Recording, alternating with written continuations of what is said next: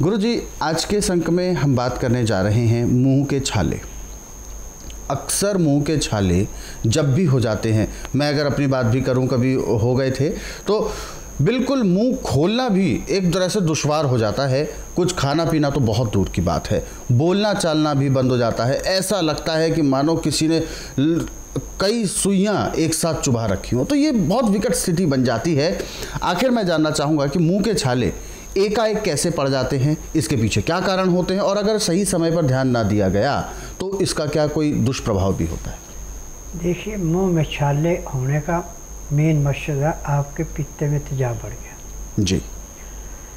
जब आपकी पाचन शक्ति पूरा काम नहीं करती, पैंक्रियास से इंसुलिन नहीं बनती, खाया पिया जाके पेट में सड़ता, उससे तेजाब बढ़ता है, तो जब डकार आके मुंह की तरफ को जाते हैं तो उसमें छाले हो जाते हैं।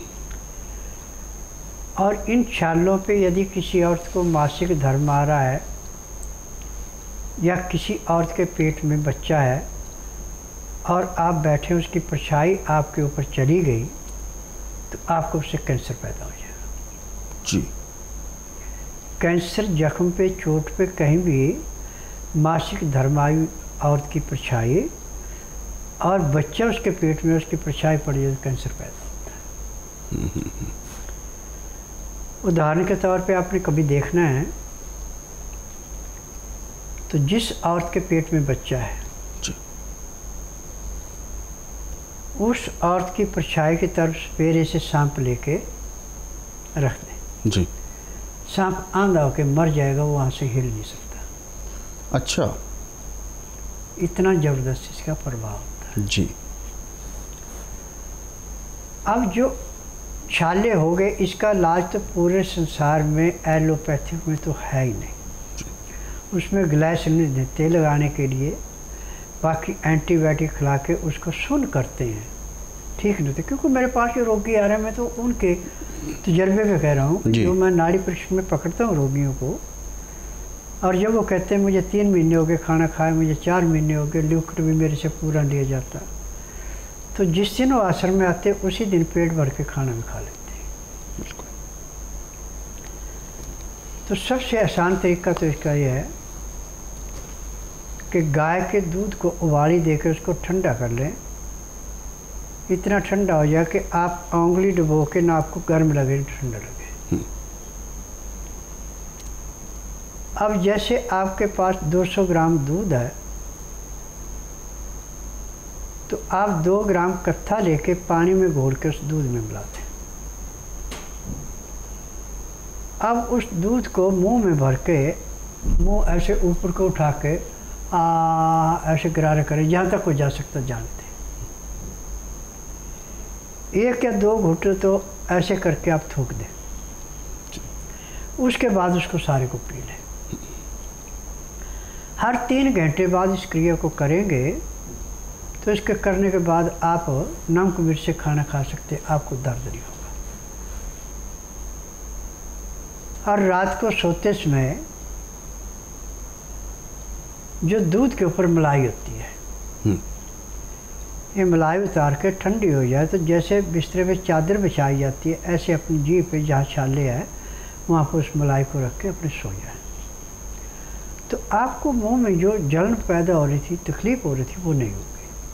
और सुबह जब उठेंगे तो जो आपके मुंह का हर रोज आपको परेशानी होती थी वो नहीं होगी। अब इसके साथ और काम कर सकते हैं आप कि यदि पीपल का पेड़ आपके नज़दीक है तो मंगल और शनिवार छोड़कर आप हर रोज पीपल के पेड़ के पास जाएं, एक चाकू, एक रुई थोड़ी सी साथ ले जाएं।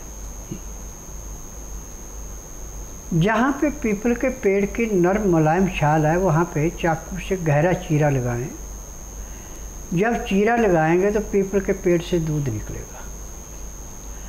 उस दूध को उस रुई के फोए पे लगा के और जहाँ जहाँ छाले वहाँ रख दें, और जहाँ पे पीपल का दूध लग गया वहाँ से एक ही बार में वो छाले खत्म हो गए, दोबारा लगाने की जरूरत नहीं पड़ेगी। और जिनके मुंह में कैंसर है उनको भी यदि आप पीपल का दूध लगाते हैं तो जो है कर रहे हैं, दर्द भयंकर हो रही थी, वो दर्द समाप्त हो जाएगा और वहीं से आपका कैंसर ऐसे ठीक होगा जैसे रोड पे गड्ढा पड़ जाए और रोड का मजदूर दाएं बाएं की मिट्टी खींच करके उस गड्ढे को भर देता है, गाड़ी का जंप रुक जाता है, ऐसे वो छाला कैंसर का भर जाता है और रोगी को राहत मिल जाता है।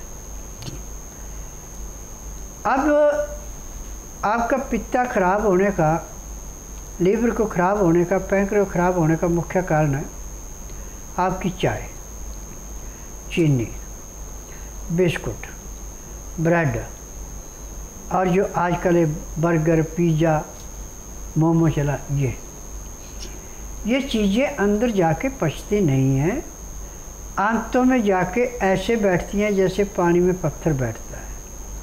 फिर जब एक गलती नहीं पूरी, इनसे तेजाब ज़्यादा बनता है, पित्ते में तेजाब बढ़ के जब मुंह की तरफ आता है तो रोग दिन दुगने रातें चौगुनी पड़ता है।